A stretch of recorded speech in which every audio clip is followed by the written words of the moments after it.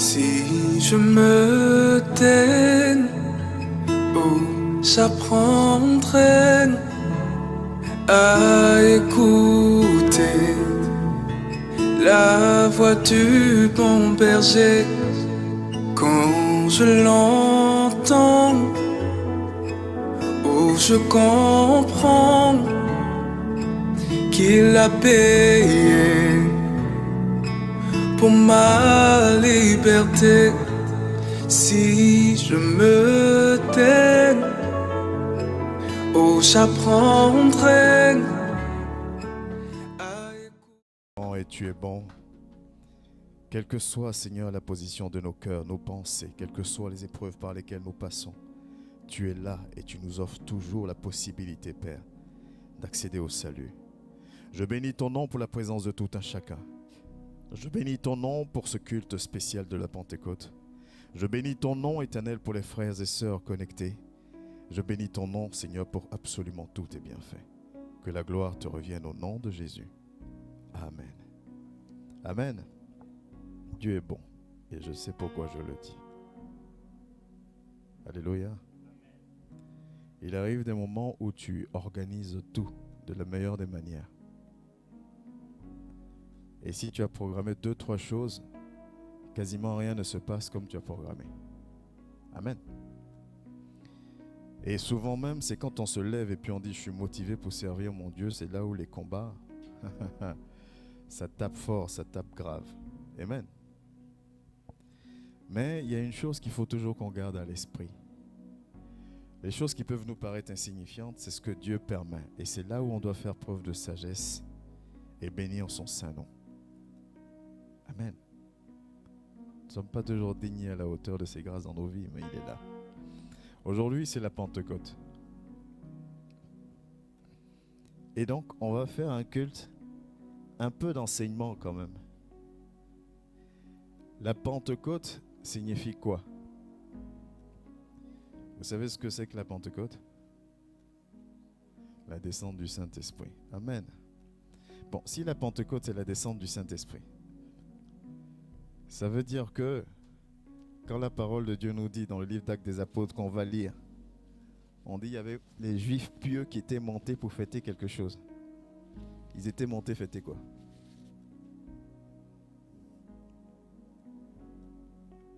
Est-ce que vous comprenez ma question? Non, vous ne comprenez pas. La Pentecôte, c'est la venue du Saint-Esprit. Amen. Mais la Bible nous dit que quand l'Esprit de Dieu est venu et que les disciples sont sortis, il y avait une grande foule, il y avait des gens qui venaient de partout pour venir fêter, célébrer quelque chose. Amen. Ça veut dire que la Pentecôte existait avant la venue du Saint-Esprit. Donc ils étaient venus fêter quoi? Qui sait?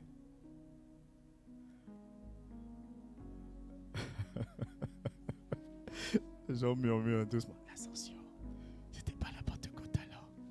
Amen. Vous voyez, c'est ça qui est important. C'est-à-dire qu'il faut qu'on sache pourquoi il y a chaque chose. Et c'est comme ça que tu donnes de l'importance à chaque chose. Amen. La réponse n'est pas fausse, hein, quand tu dis que c'est la venue du Saint-Esprit. Mais la fête existait déjà. Et la fête s'appelait déjà Pentecôte. Ou la fête des moissons.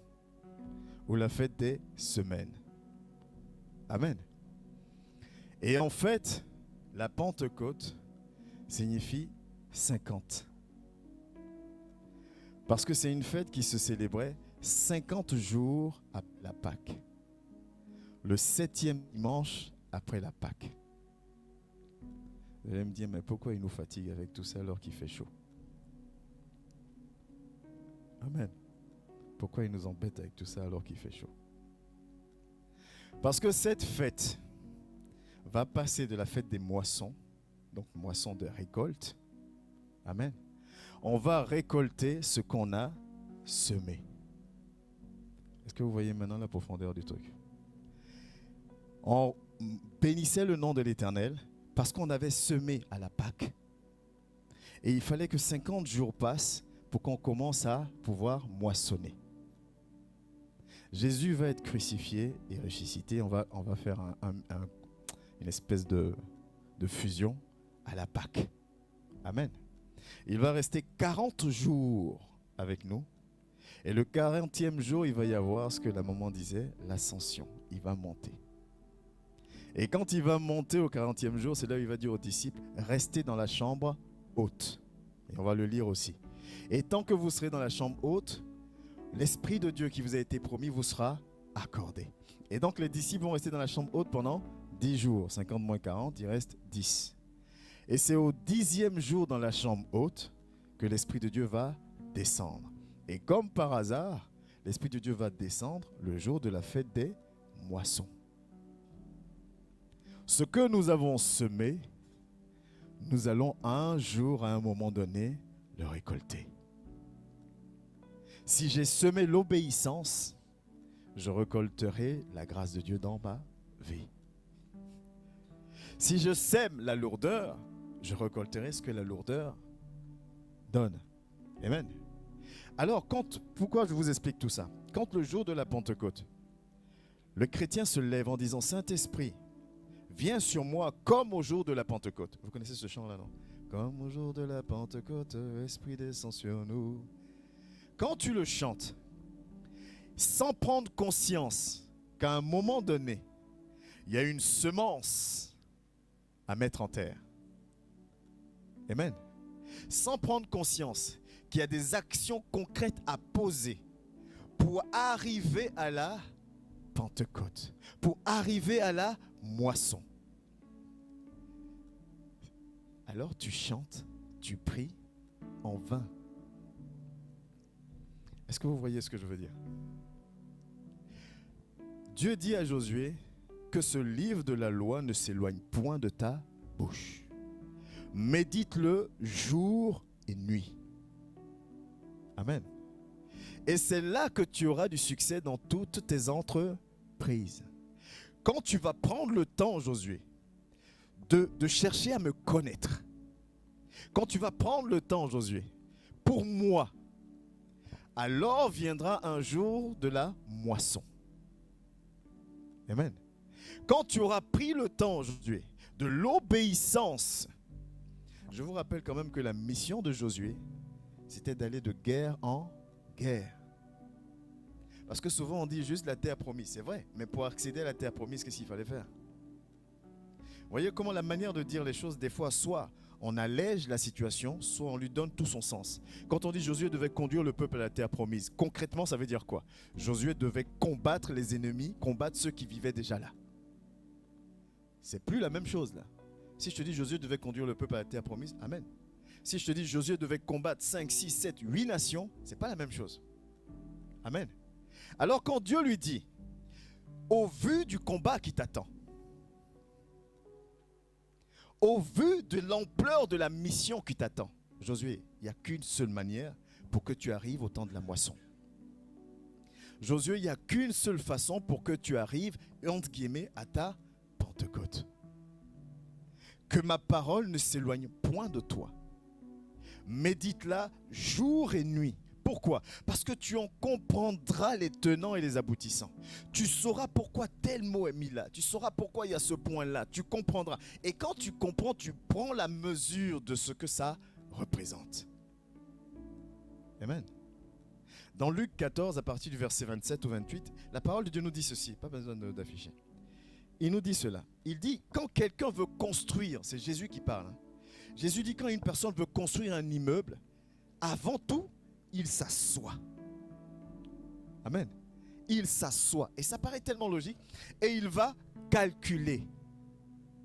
Combien va me coûter le ciment? Combien va me coûter le terrain? Combien va me coûter ceci et cela? Il va voir ce qu'il a en sa possession. Et il va voir s'il est capable d'aller jusqu'au bout ou pas. S'il ne peut pas, il va mettre un système en place pour pouvoir aller jusqu'au bout. Quand il est prêt, quand la personne est prête pour dire « Ok, je peux le faire », alors là seulement, la personne sage va se lancer dans le projet. Amen. Parce que Jésus nous dit dans ce même passage, il dit parce que si tu commences et en cours de route, tu t'arrêtes parce que tu n'as plus les fonds, parce que, mais les gens vont se moquer de toi. On dit, mais lui, il s'est levé, il a dit qu'il allait construire un bâtiment, mais il n'a rien calculé en fait. À lui, il s'est levé, il a dit qu'il est serviteur, docteur de Dieu. Mais est-ce qu'il savait ce qu'il y avait dedans. Amen. C'est pour ça que Dieu dit à Josué, ce livre-là, qui ne s'éloigne point de ta bouche. Sois conscient, sois consciente, mot pour mot, lettre pour lettre, à la virgule près, de ce que j'attends de toi. Et quand tu le sauras, tu sauras alors comment te positionner. Et comme tu sauras comment te positionner, alors tu auras la victoire dans toutes tes entreprises. Voilà l'importance de la parole de Dieu. Amen. Mais moi, il y a quelque chose qui, on est dans la parenthèse, donc on va revenir dans le thème de la Pentecôte. Moi, il y a une chose qui m'interpelle. Dieu est en train de parler avec Josué, on est d'accord? Dieu est en train de lui parler. Mais Seigneur, si tu es capable de me parler, si je suis capable de t'entendre, dis-moi directement ce qu'il faut que je fasse et ce qu'il ne faut pas que je fasse. Non, ça ne vous paraît pas logique? Nous deux, on arrive à discuter. Amen.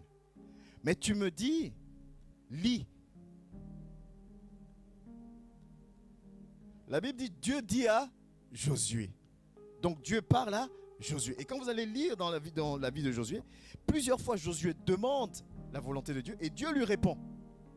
Mais Josué avait quand même l'obligation, l'ordonnance de méditer la parole de Dieu. La loi. Bon, il n'avait pas encore la Bible telle qu'on l'a, mais il avait la loi de Moïse. Ça veut dire quoi? Oui, tu as une relation avec moi, mais tu as ta part à jouer. Et si on revient à la Pentecôte, Jésus est avec les disciples le 40e jour. Il est avec eux. Et il est en train de leur expliquer qu'il va se passer certaines choses. Je ne spoil pas parce qu'on va lire. Et les disciples lui disent, mais d'accord, quand ça va arriver, ça veut dire que là, c'est le temps de la fin, que tu vas tout brûler. Il dit non. C'est pas ça que je veux vous dire. Je veux vous dire simplement que ça va être le début de votre ministère. Amen. Ça va être le début des activités pour vous.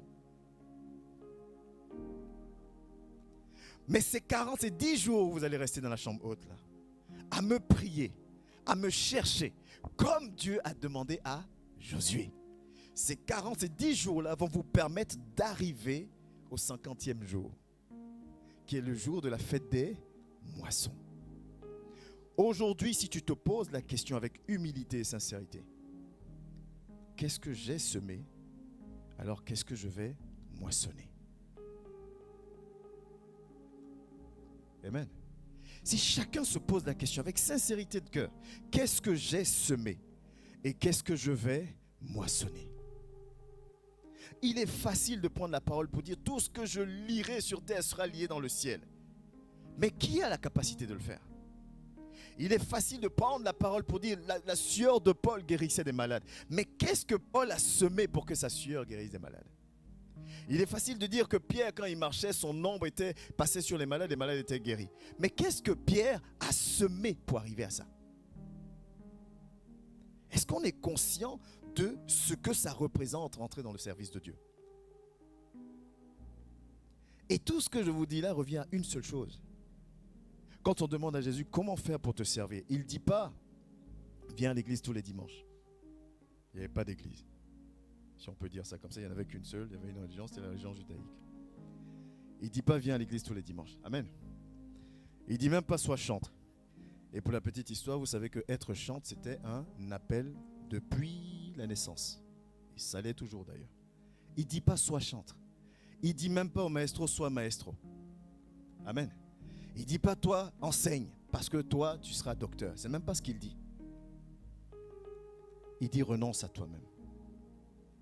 Renonce à toi-même parce que tu es la première personne qui va toi-même t'empêcher de semer. Amen.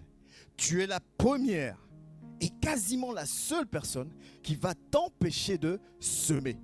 Et si tu t'empêches de semer, alors tu te prives de ta moisson. Tu te prives de ta Pentecôte. Amen. Pierre, avec toutes les proclamations que Jésus a fait sur sa vie, tu es Pierre, tu es ceci, paie mes brebis, tout ça. Si Pierre n'était pas revenu dans l'obéissance, même après avoir renié Jésus 3 fois, si Pierre n'était pas revenu dans la chambre haute avec les autres, vous pensez qu'il aurait eu sa Pentecôte? Non. Alors que Jésus l'a proclamé, Jésus a vu en lui, on peut dire, sa destinée était tracée.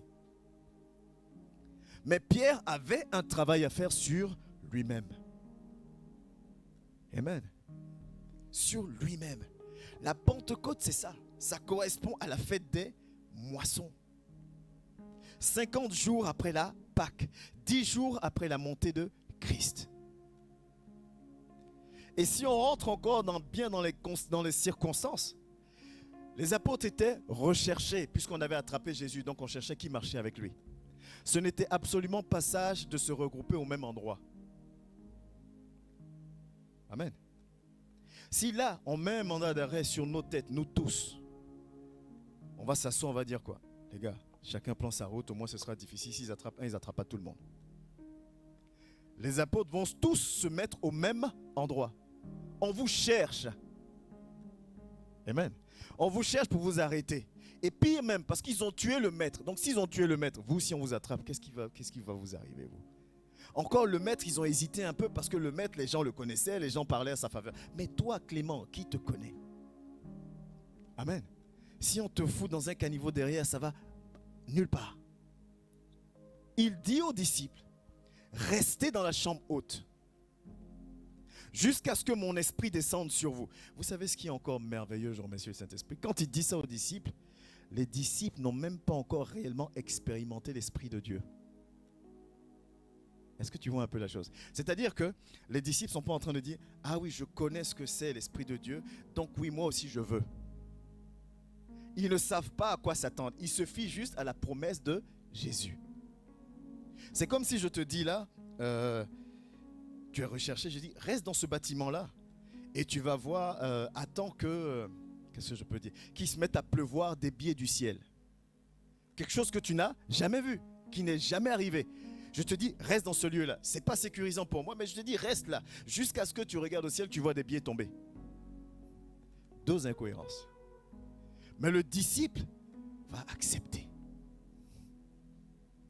Il dit, cet esprit que tu me promets, dont tu nous parles, je veux l'expérimenter. Alors, je vais rester là 10 jours. Amen. Quels que soient les combats, je vais rester là 10 jours. Je vais semer. Pour qu'à mon tour aussi, il y ait ma Pentecôte.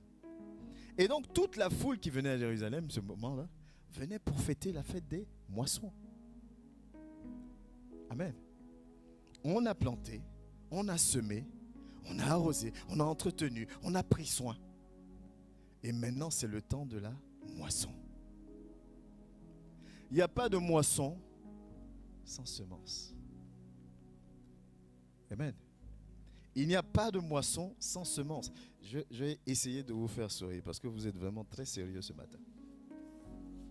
J'ai toujours dit une chose, moi j'ai un problème avec les jardins. Amen. Les jardins, j'ai un problème.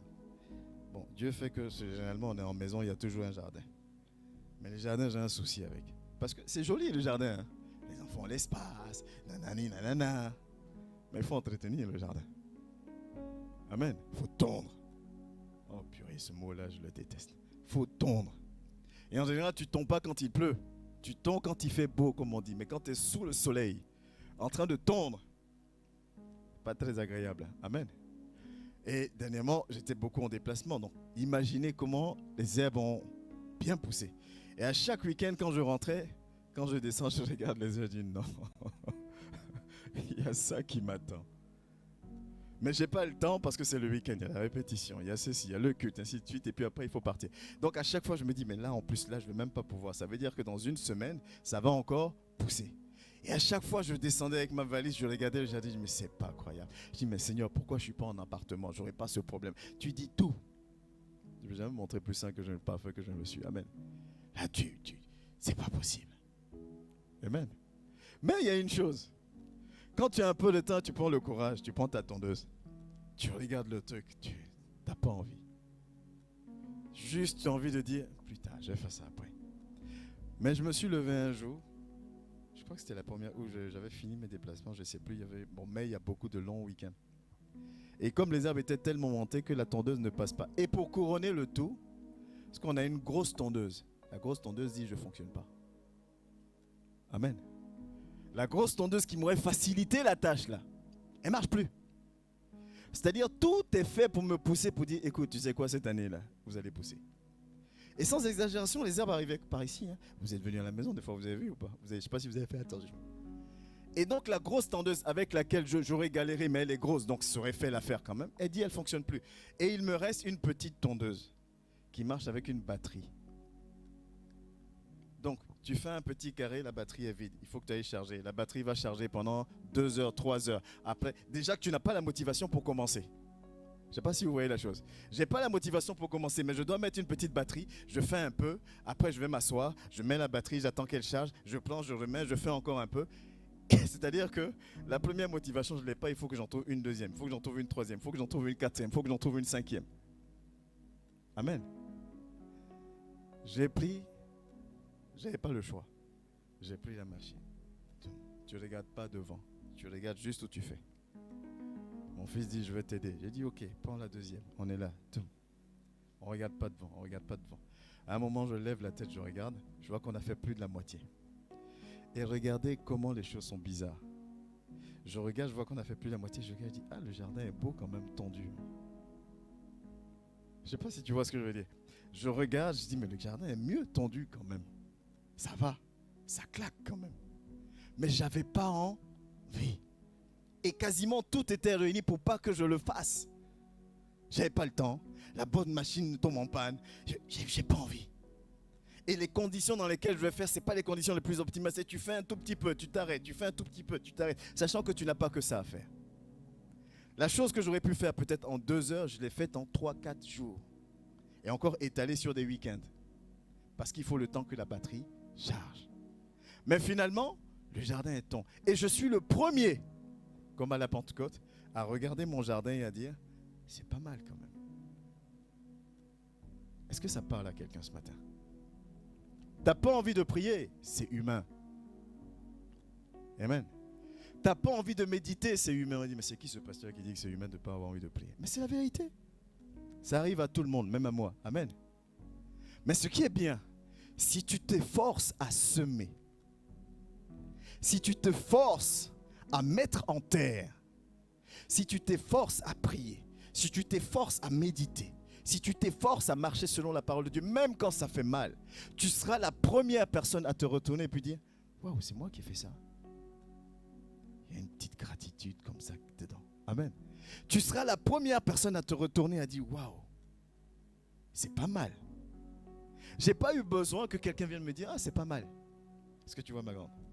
Moi-même, j'étais content du fait que je me sois surpassé ou dépassé, je ne sais pas quel mot vous voulez utiliser. C'est ça la joie. C'est ça que vont ressentir les apôtres en se disant, mais on a bien fait de rester là. Amen. On a bien fait de l'écouter, ce Dieu-là, finalement. On a bien fait. Donc on a le choix.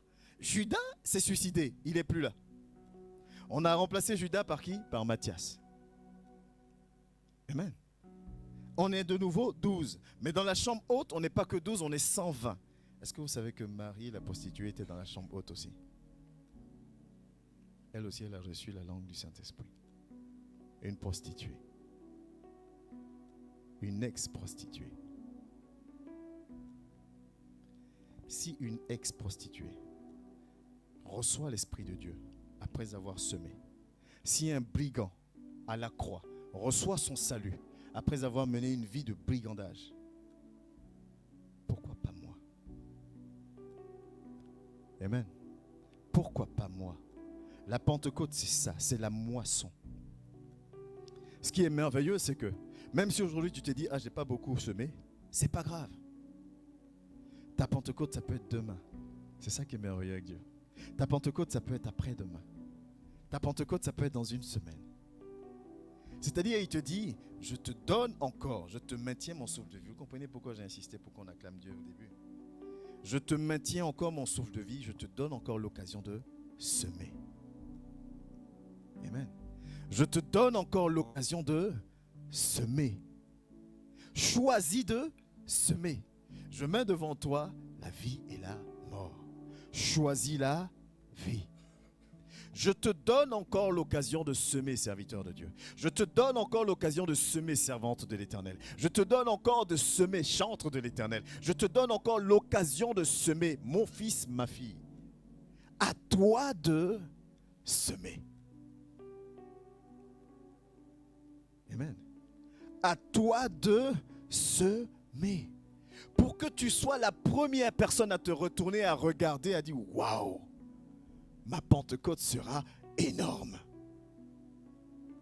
Amen. « Waouh, ma Pentecôte sera grande. » « Waouh, ma Pentecôte sera à la hauteur de la semence que j'ai fournie. » Amen. Est-ce que c'est facile? Non. Non, c'est pas facile. Est-ce que c'est facile? Non. Moi, j'entends plusieurs versions. Il y a certains qui disent « Oh, c'est facile, c'est facile, c'est facile. » Non, moi, je dis « C'est pas facile. » Et j'assume quand je dis « C'est pas facile. » Parce que pourquoi je dis que c'est pas facile? Si c'était facile, il ne nous accorderait pas son Esprit Saint pour nous aider. Amen. Si c'était facile, il n'aurait pas dit à ses disciples « Attendez d'abord, vous n'êtes pas encore prêts. » Alors que lui-même a pris le temps de former ses disciples. Si lui-même dit à ses disciples, après les avoir formés « Attendez d'abord, tant que mon esprit n'est pas avec vous, vous n'irez pas. » Ça veut dire qu'il sait que la mission n'est pas facile. Et le pire, c'est que plus tu avances, plus tu montes, plus les combats sont rudes. Voilà pourquoi sans discernement, tu ne peux pas atteindre ton objectif. Tu ne pourras pas, avec toute la bonne volonté que tu as, sans discernement, tu ne pourras pas. Parce que quand le coup arrive, il faut que tu discernes, est-ce que le coup vient de gauche ou est-ce que le coup vient de droite? Est-ce que ce coup-là, ce que je prends pour un coup, est-ce que c'est mon père qui veut me faire une caresse sur la joue ou est-ce que c'est l'ennemi qui veut me gifler? Il faut que tu discernes parce que ta position ne doit pas être là même. Amen. Je vois une main qui vient vers ma joue, mais c'est quoi? C'est une main de caresse ou c'est une gifle? Je ne suis même pas capable de discerner. Et je veux atteindre mon objectif. Je ne peux pas. Je veux entrer dans ma Pentecôte. Je ne peux pas. Alors que j'ai envie. Mais l'envie seule ne suffit pas. Amen. On n'aime pas méditer parce que ça fait dormir. Ça endort. Des fois on me dit, mais je lis, je ne comprends pas. Amen. Je lis, je ne comprends pas. On a déjà fait l'expérience dans cette assemblée où avec un même thème, il y a eu 4 exhortations sur le même thème. Vous vous rappelez de ça? 4 exhortations sur le même thème. Ça veut dire qu'en fonction de ce que Dieu a mis en toi, de la spécificité que Dieu a mis en toi, il fera ressortir quelque chose par rapport à ton moment de méditation. Encore faut-il que tu te fasses violence pour le faire. Ma Pentecôte, c'est à moi de la préparer. Est-ce que je parle à quelqu'un ce matin? Et une fois de plus, je me demande pourquoi je prends le temps de préparer les messages. Parce que tu prépares les messages, tu arrives là, l'Esprit de Dieu t'envoie à gauche. Amen.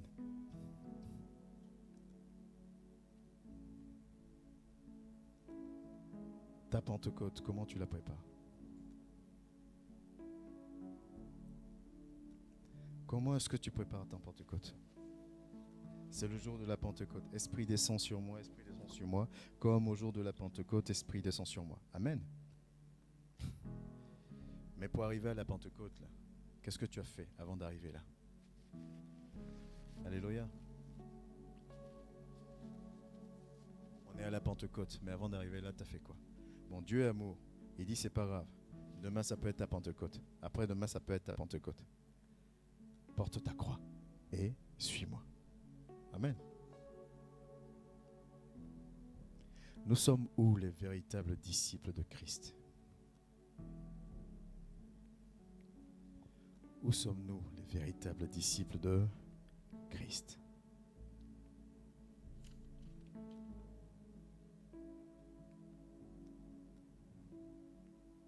La mission, il est impossible d'accomplir la mission sans l'Esprit de Dieu et sans le renoncement de soi.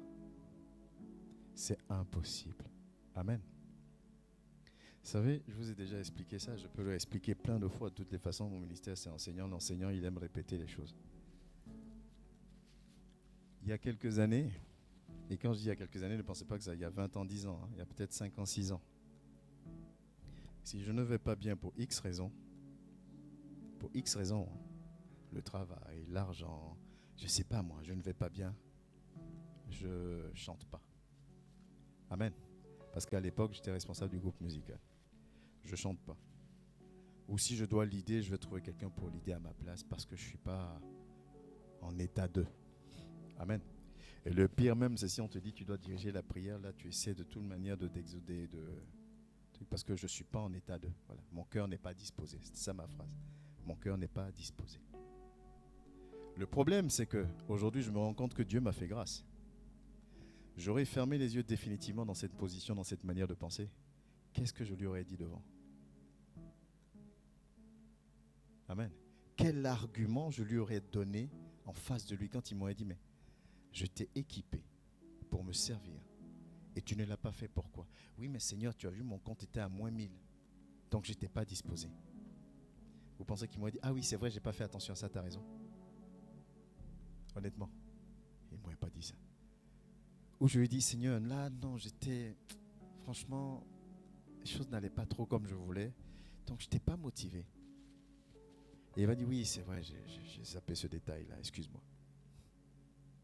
Si on pense comme ça, c'est qu'on oublie l'histoire de Job.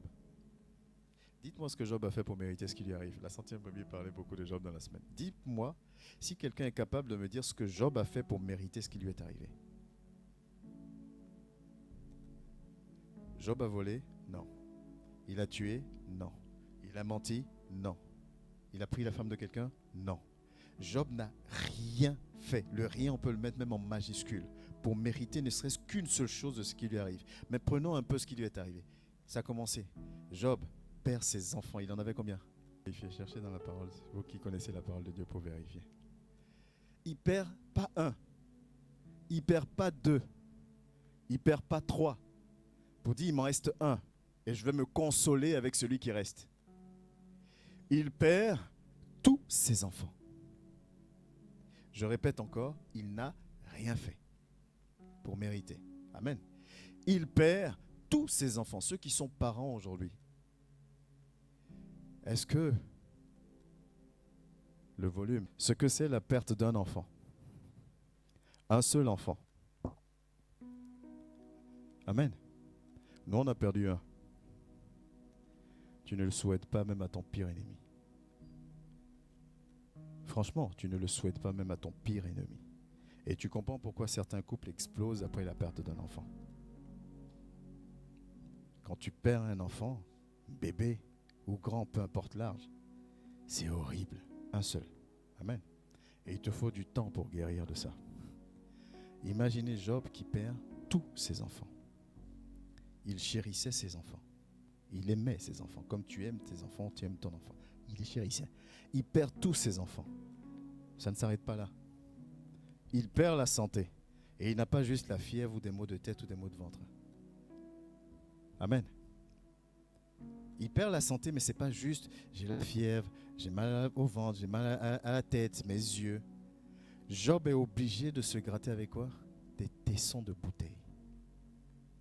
Amen. Job ne peut plus s'habiller tellement son corps le démange. Je n'ai plus à l'esprit le nombre de temps que sa souffrance a duré. Et tout ça, Job n'a rien fait pour mériter cela.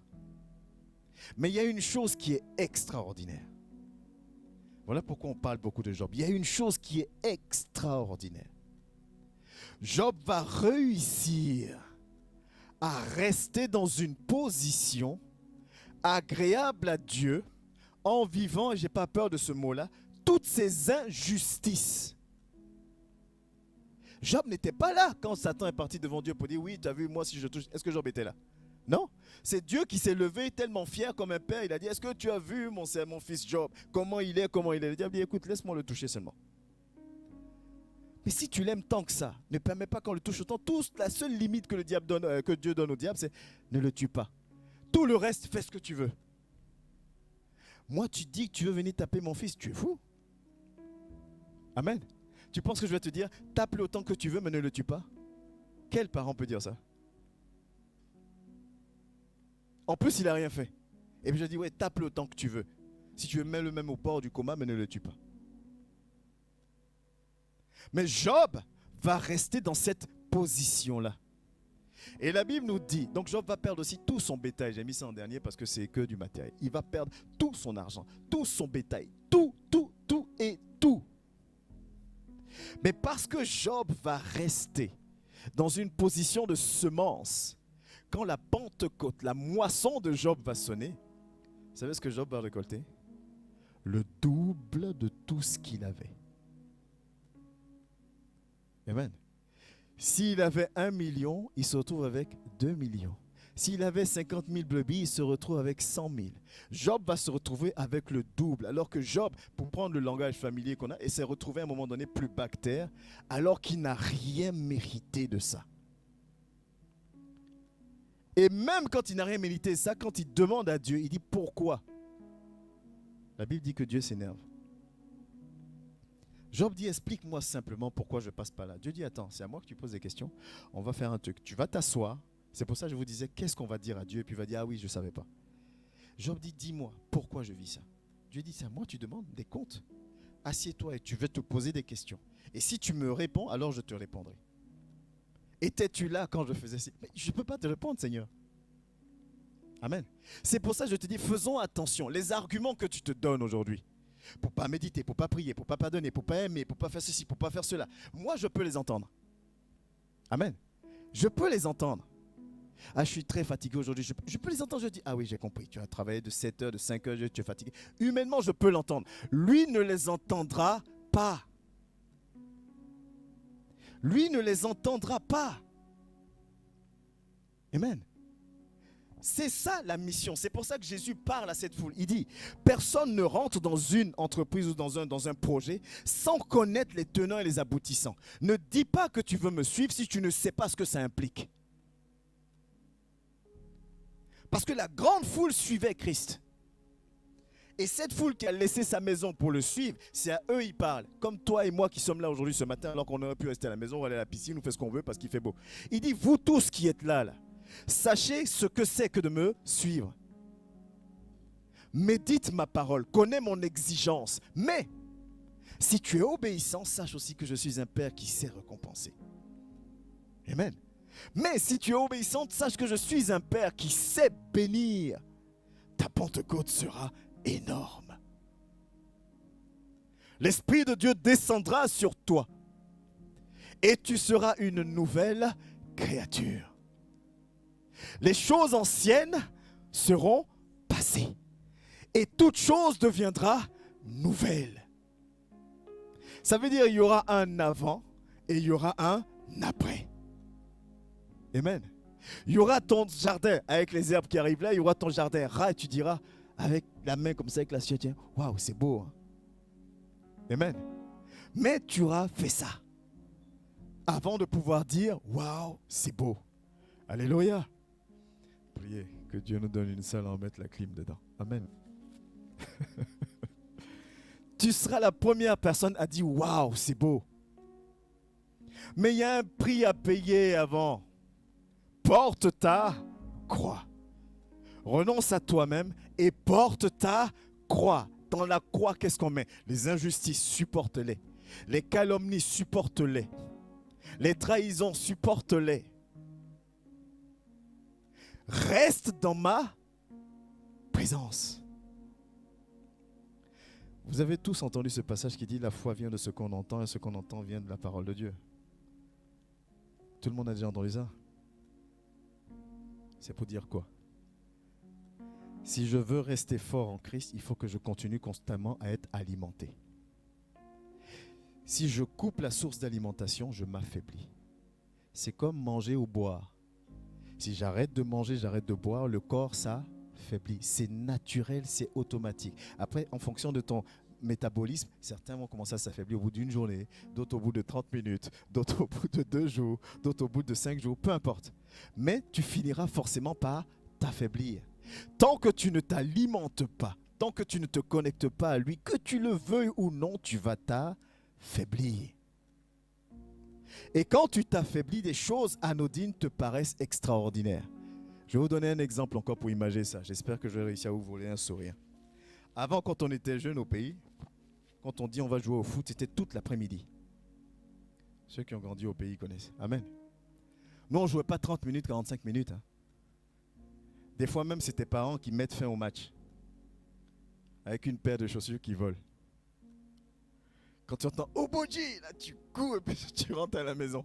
Ou quand tu vois que les taxis commencent à arriver avec les parents qui viennent du travail, tu dis oula, c'est l'heure. Et là, à la maison. Alors, les enfants de France n'ont pas connu ça. C'était bien. Hein. Bon, moi je préfère notre enfance à la vôtre.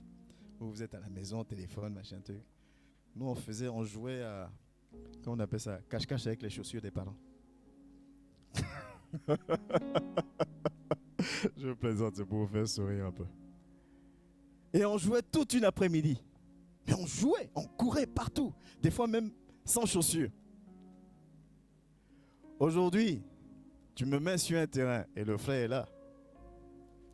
Si le match dure, en général c'est combien de temps qu'on joue? 2 heures? 2 heures. Hein? Au bout de 30 minutes, il n'y a plus personne. Et 30 minutes, c'est parce que j'ai pris au moins 15 minutes pour marcher un peu sur le terrain. Les poumons ne suivent plus. Pourtant, je jouais toute une après-midi. Amen. Ça veut dire aujourd'hui, ça me paraît un gros, fort et trop élevé. Je ne sais pas si vous voyez ce que je veux dire. Alors que j'en ai été capable à un moment donné. Je serais resté à continuer à faire le sport. Ça ne deviendrait pas une montagne puisqu'il y a un papa qui est la soixantaine, non? Qui est la soixantaine, qui joue. C'est-à-dire qu'il y a plus de 20 ans par rapport à moi et qui joue. Moi qui ai 20 ans de moi, je suis cramé au bout de 30 minutes. Mais lui, il est tous les samedis, il est là. Est-ce que vous comprenez ce que je veux dire? Ce qui te paraît être insurmontable aujourd'hui, ce qui te paraît être impossible, c'est parce que tu n'es pas entraîné. Quand tu es entraîné, ça devient facile. Enfin, facile d'une manière de parler, accessible. Ça devient accessible. Encore faut-il te lever, regarder ton jardin et prendre le courage de prendre la machine avec la batterie que tu vas charger tout le temps. C'est à toi de faire ce pas-là. C'est à toi de semer pour que l'Esprit de Dieu s'appuie sur ce que tu as fait. On parlait hier après la répétition du roi Ézéchias qui devait mourir. Et quand il prie, qu'est-ce qu'il dit à Dieu? Il s'est dit, Seigneur, aie pitié de moi. Pardon, Seigneur. Donne-moi encore la vie. Seigneur, pardon. Ta grâce, tu es le Dieu d'Abraham. Tu es le Dieu de mes ancêtres. Tu es le Dieu d'amour. Est-ce que c'est comme ça qu'il prie? Il dit, Seigneur, regarde comment j'ai marché. C'est pas la même prière. Hein? Il dit, Seigneur, regarde comment je me suis efforcé à t'obéir. C'était un roi. Le peuple d'Israël était constamment combattu. Ça veut dire son règne n'était pas de toute tranquillité. Des fois qu'on lit, on ne se rend pas compte de ce qu'il y a derrière. Il était roi certes, mais imaginez tout ce qu'il avait à gérer. Il dit, Seigneur, j'ai marché droitement devant toi, là où mes ancêtres n'ont pas fait pareil. Souviens-toi de moi. Il est en train de rappeler à Dieu ses semences. La Bible nous dit que le serviteur n'est même pas encore sorti de la cour. Dieu lui dit, repars voir le roi, dis-lui que j'ai rajouté 12 ans, 13 ans à sa vie. Amen. Qu'est-ce que j'ai aujourd'hui pour présenter devant mon Dieu pour dire, Seigneur, non, agis en ma faveur. À part Dieu de gloire, Dieu d'amour, Dieu de gloire, toi qui m'aimes tant, toi qui as fait le ciel et la terre, toi qui, à part ça, qu'est-ce que tu as présenté? Parce que si on est 10 à prier pareil, il s'arrête sur la prière de qui? Amen. Il va s'arrêter sur la prière de celui qui va dire, Seigneur, tu étais là quand on m'a trahi. Amen. Il va s'arrêter sur la prière de celui qui va dire, Seigneur, tu étais là quand on m'a poignardé dans le dos. Il va s'arrêter sur la prière de celui qui va dire, Seigneur, tu étais là quand on m'a rejeté. Et tu as vu comment mon cœur a saigné. Et tu as aussi vu comment je me suis quand même forcé à demeurer dans ta volonté. Pas que tu me doives quoi que ce soit, mais souviens-toi de moi. Dieu va s'arrêter sur la prière de cette personne par rapport aux 7 autres, aux 9 autres qui disent Seigneur, Dieu de gloire, Dieu d'amour, ainsi de suite. Est-ce que vous comprenez ce que je veux dire? C'est ta semence. C'est ta semence. Il n'y a jamais plus de travail que dans la création d'une église. Une fois que l'église prend son envol, c'est beaucoup plus simple. Vous savez pourquoi? Parce que quand l'église va prendre son envol, vous n'allez plus me voir en train de courir derrière les ordinateurs, il y aura un service qui tourne. Amen. C'est-à-dire, je vais prendre mon truc, je viens, je m'assois, je fais mon culte, on communie et puis je m'en vais. Mais au début, il faut pallier, n'est-ce pas? Ah, il y a tel qui est là. Non, il n'est pas là. On fait ça, on fait comme si. C'est ça les débuts. Amen. C'est ça les débuts. Mais si tu attends que l'église soit 100, 200 et que tout est structuré pour dire maintenant je suis zélé, je suis désolé. Elle est où ta semence? Semer, c'est creuser la terre, n'est-ce pas? Mais quand tu arrives et puis le maïs est déjà là et toi tu veux récolter, c'est un peu facile quand même. Tu étais où quand les gens étaient en train de faire les sillons? Quand ils étaient sous le soleil et puis la sueur coulait. Et quand les gens passaient, les regardaient, mais ceux-là, ils sont sûrs que le maïs va pousser ici. Amen. Et qui te regardent, disent, mais pourquoi il ne va pas simplement dans une grande surface pour acheter ce qu'il a besoin? Pourquoi il s'embête? Mais tu attends que quand tout pousse et que c'est beau, c'est vert, ça a bien donné, maintenant tu viens dire, moi je suis zélé pour t'aider. Hein? Amen. Non, c'est pas comme ça que ça marche. Ça ne marche pas comme ça. Dieu s'arrête sur la prière de qui? Dieu s'arrête sur la prière de celui qui sème. Quand Moïse dit à Dieu, Seigneur, ne détruis pas le peuple d'Israël. Est-ce que vous avez vu sa prière? Il ne dit pas Dieu, amour, Dieu, machin, truc. Il dit Seigneur, c'est toi-même qui as dit que tu vas faire ça, que tu vas faire ça, que tu vas faire ça. C'est toi-même qui as dit que tu vas faire ceci. Et tu m'as choisi et j'ai commencé à le faire. Et là, aujourd'hui, tu veux les détruire, tu ne peux pas. Quel argument, moi, j'ai aujourd'hui pour opposer à Dieu? Puisque je ronfle, puisqu'on me gifle, je tape. Quel argument j'ai? C'est en ça la parole de Dieu dit, si tu aimes celui qui t'aime, qu'est-ce que tu as fait de plus que celui qui est dans le monde? Tu n'as rien fait. Alléluia. Il y a un prix à payer. Il y a beaucoup d'appelés, mais peu d'élus. Que la parole de Dieu fasse en sorte que nous fassions partie des appelés. Chacun a son destin entre ses mains. Et Dieu qui est amour nous accorde son esprit. Il accorde son esprit à qui il veut. Et on va lire un passage. Je laisse le temps. Apocalypse 3 du verset 14 au verset 22. C'est le seul passage du coup qu'on va lire, malgré tout ce qui a été, mais c'est pas grave. Apocalypse 3 du verset 14 au verset 22. Nous avons besoin de nous connecter à notre Dieu. Nous avons besoin de lui. Vous voyez, ce matin, on arrive. Je vais vous connecter le logiciel pour les paroles, les chants, pour les versets, ainsi de suite. Le logiciel dit non, besoin d'abonnement. Sinon, vous ne pouvez plus. À la base, je n'avais pas vu qu'il fallait un abonnement. Il dit, vous avez besoin d'un abonnement. Donc, il faut se réadapter. Donc, on réadapte, on revient au système d'avant. Pourquoi? Parce qu'il faut que le culte se fasse. Amen. Donc, pendant qu'on est en train de se réadapter, il y a une situation qui vient. Il faut aller gérer la situation. Pourquoi? Parce qu'il faut que le culte se fasse. Dieu en priorité. La parole de Dieu dit que celui qui a des oreilles, à partir du verset 14, Apocalypse 3, 14, 22. Et on va conclure dessus.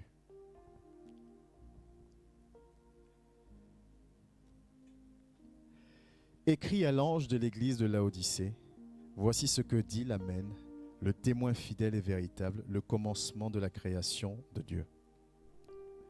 Je connais tes œuvres. Je sais que tu n'es ni froid ni bouillant. Puisses-tu être froid ou bouillant?